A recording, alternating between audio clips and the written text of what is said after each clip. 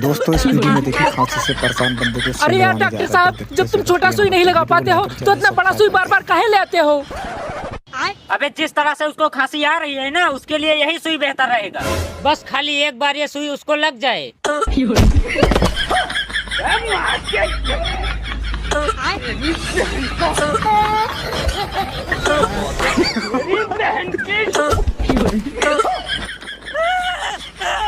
अबे साले, साला जब से इसका इलाज करने लगे हैं जिंदगी झंड हो गया है एकदम से।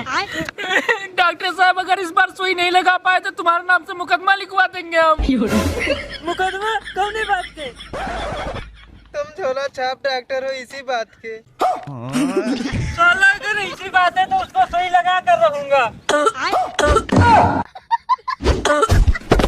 हाँ साला, एकदम से जीना हराम करके रखे, अब हम सुई नहीं लगाएंगे।